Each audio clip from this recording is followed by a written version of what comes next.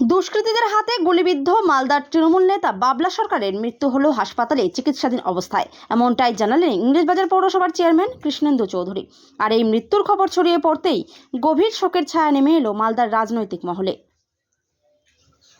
তো চৈতালির সঙ্গে মুখ্যমন্ত্রী কথা বলো কিছুক্ষণ পর, তারপর বললো ববি আসছে আর গৌতম দেব আসছে, তারা এসে তারপর বসে আমাদের সঙ্গে বসে একটা সিদ্ধান্ত হবে কি করা যাবে আগামী দিনে।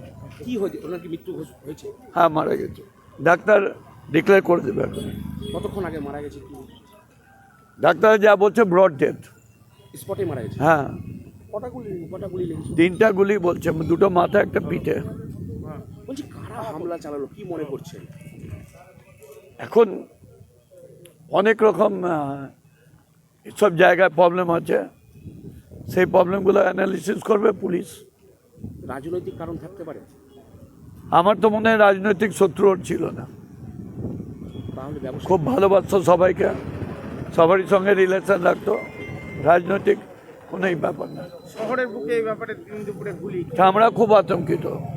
আমি মুখ্যমন্ত্রীকে বললাম তো যে সিকিউরিটিগুলো রিভিউ করা হয়, এখানে কিন্তু দেখেছি সিকিউরিটি রিভিউ হয় না।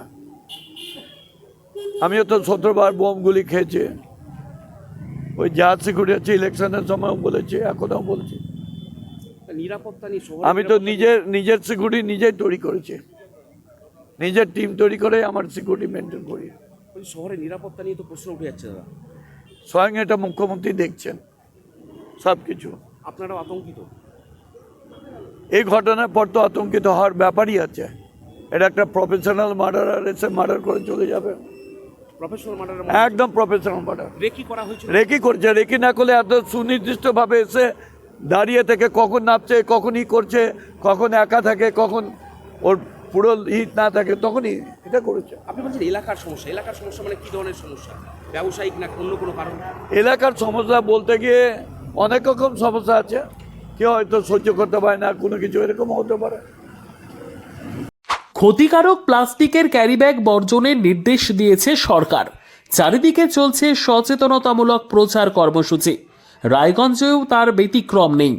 ক্ষতিকারক প্লাস্টিক পরিবেশকে চরমভাবে দূষিত করছে, এর থেকে নিস্তার চাই।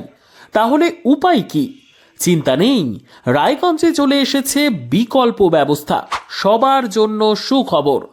পশ্চিমবঙ্গ সরকারের অনুমোদনে আগামী সপ্তাহ থেকেই শহরে তৈরি হতে চলেছে পরিবেশ বান্ধব দূষণমুক্ত বিভিন্ন ধরনের বায়ো ক্যারিব্যাগ, যা অবশ্যই পচনশীল। একেবারে সুলভে পেয়ে যাবেন আপনারা। আগ্রহী বিক্রেতা ও ডিলারশিপের জন্য অতি সত্বর যোগাযোগ করুন আমাদের সাথে। আমাদের ঠিকানা ইকো ক্যারি ইন্ডাস্ট্রিজ, জেলখানা মোড়, রায়গঞ্জ, উত্তর দিনাজপুর।